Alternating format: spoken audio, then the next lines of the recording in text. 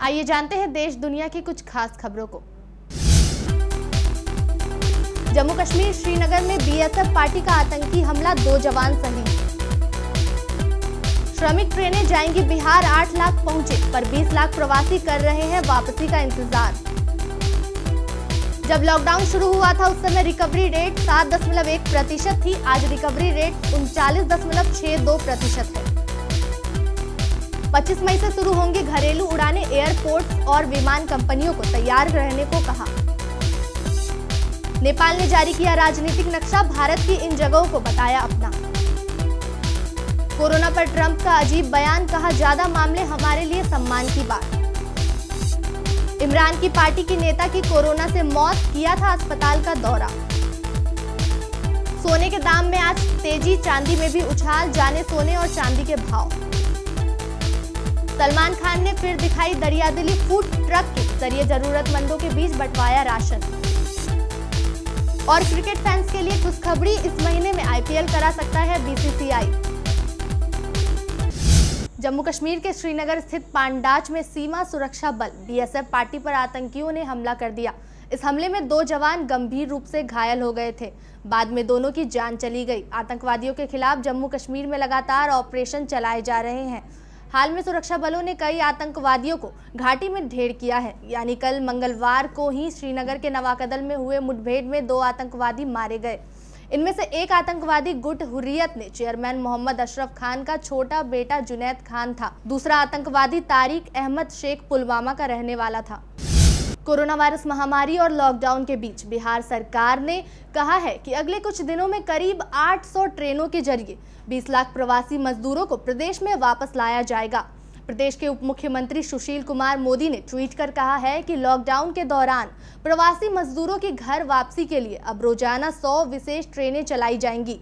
Railway और राज्य सरकार के बीच बनी सहमति से और 20 लाख मजदूरों को लाने के लिए 800 से ज्यादा ट्रेनें चलाई जाएंगी। राज्य के भीतर 11 रेलगाड़ियां चल रही हैं। कोविड-19 महामारी को रोकने के लिए देश में लॉकडाउन की शुरुआत से बिहार में 8 लाख से ज्यादा प्रवासी मजदूरों को अब तक अपने प्रदेश वापस लौट चुके हैं। हालांकि सरकारी अधिकारियों का कहना है कि उनके पास इतनी बड़ी संख्या में टेस्टिंग या क्वारंटाइन की पर्याप्त सुविधाएं नहीं हैं।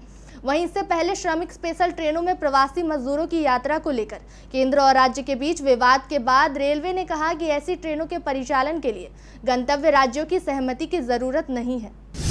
देश में लॉकडाउन के बावजूद कोरोना संक्रमण के मामले लगातार बढ़ते ही जा रहे हैं और यह आंकड़ा 2 दिन पहले ही 1 लाख के पार जा चुका है।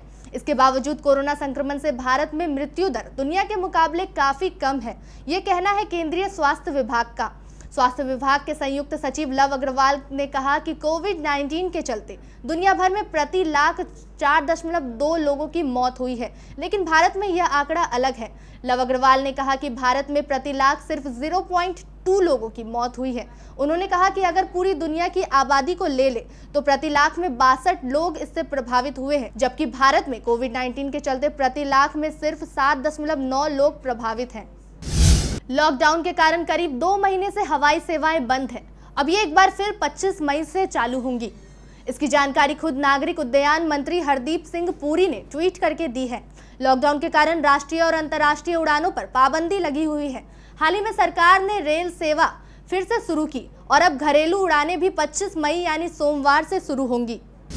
नेपाल की सरकार ने नए राजनीतिक नक्शे को आधिकारिक तौर पर जारी कर दिया है। इस नए नक्शे में भारत के काला पानी, लिपु लेक और लिम्पियाधुरा को भी शामिल किया गया है। सोमवार को ही नेपाल कैबिनेट बैठक में भूमि संसाधन मंत्रालय ने नेपाल का संशोधित नक्शा जारी किया था, जिसका सबने समर्थन किया था। इसके बाद आज यानी बुधवार को भूमि प्रबंधन मंत्री पद्मा आर्या ने आधिकारिक राजनीतिक नक्शा जारी किया है। दरअसल 8 मई को भारत ने उत्तराखंड के लिपुलेख से कैलाश मानसरोवर के लिए सड़क का उद्घाटन किया था, जिसे लेकर नेपाल ने कड़ी आपत्ति जताई थी। इसके बाद नेपाल ने नया राजनीतिक नक्शा जारी करने का फैसला किया था।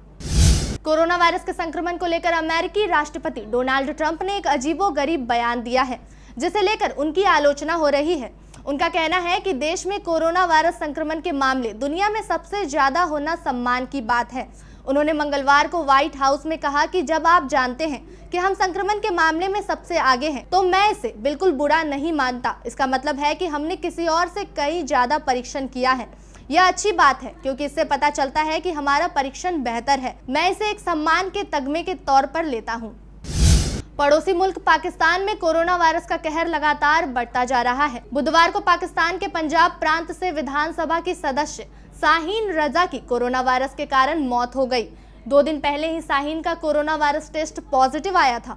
कोरोना वायरस के कारण किसी चुने हुए प्रतिनिधि की पाकिस्तान में यह पहली मौत है। पंजाब विधानसभा की सदस्य शाहीन रजा पाकिस्तान तहरीक-ए-इंसाफ पार्टी की सदस्य थी।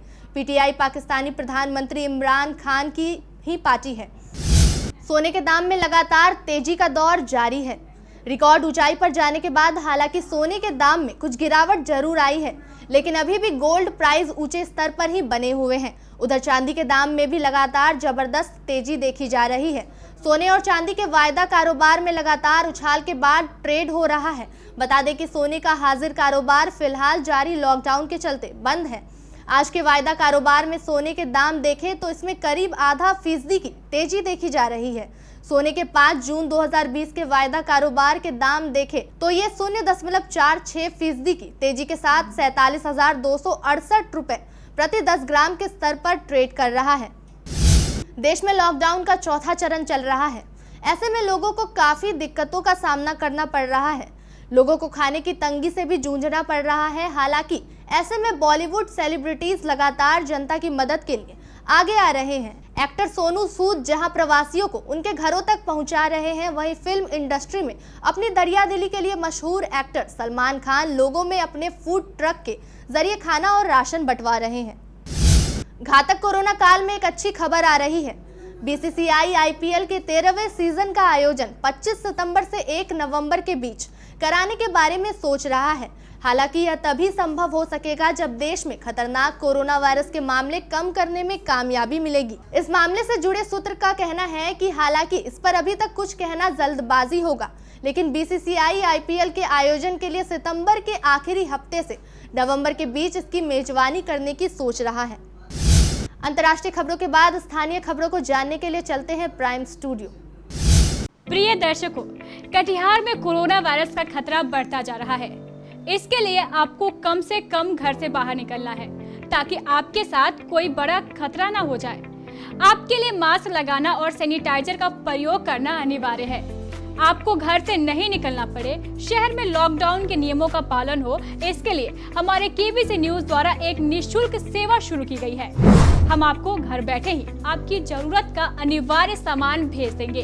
इस सेवा के लिए आपको कोई डिलीवरी चार्ज नहीं देना है, सिर्फ सामान का दाम देना है। ये है मेडिकल इंफ्रारेड थर्मोमीटर यानी थर्मल स्क्रीनिंग की मशीन। यह मेड इन इंडिया है और इसमें जर्मन आईसी लगी है, जिसके कारण इसका मेजरमेंट 100% एक्यूरेट है और ये सालों साल चलती है। जबकि आपको बाजार में ऐसी मशीनें चाइनीज आईसी वाली मिलेंगी।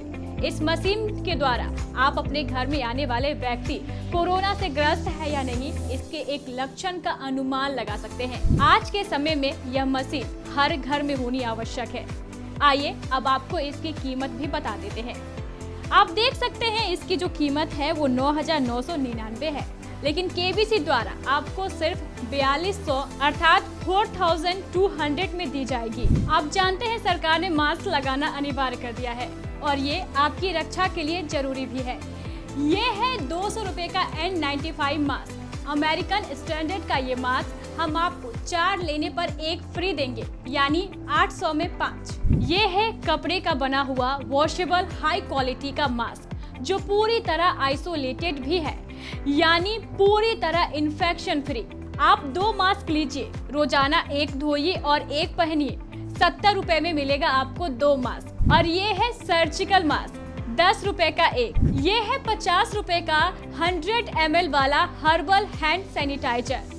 10 लेने पर आपको 1 फ्री मिलेगा, यानी बाय 10 गेट 1 फ्री। और ये है आधा लीटर का हैंड सैनिटाइजर, जिसकी कीमत 250 रुपए है। 2 लेने पर आपको ये 400 रुपए में पड़ेगी। अगर आप 5 लीटर का हैंड सैनिटाइजर भेजना चाहते हैं तो वो भी हमारे पास उपलब्ध है, जिसकी कीमत मात्र 2000 रुपए है। ये है डेटॉल सेवलॉन जैसा एंटीसेप्टिक लोशन। 100 ml की बोतल की कीमत 60 रुपए है, जबकि 1 लीटर की बोतल की कीमत जो है वो 225 रुपए है। अब आप ये भी जान लीजिए इन सामानों को आपको लेना कैसे है। इसके लिए आप हमारे एरिया ऑपरेटर, हमारे केबीसी के प्रतिनिधि, कलेक्शन मैन या केबीसी के रिपोर्टर से संपर्क कर उन्हें ऑर्डर दे सकते हैं, या फिर आप सीधे हमारे केबीसी कार्यालय के फोन नंबर पर सामान मंगवा सकते हैं। अगर आप जिले के ग्रामीण क्षेत्र में हैं, तो भी आपको चिंता करने की जरूरत नहीं है। आप अपने क्षेत्र के हमारे केबीसी रिपोर्टर को फोन कर उनसे ये सामान मंगवा सकते हैं। इस योजना को शुरू करने का हमारा एकमात्र उद्देश्य जिले को कोरोना मुक्त बनाना है।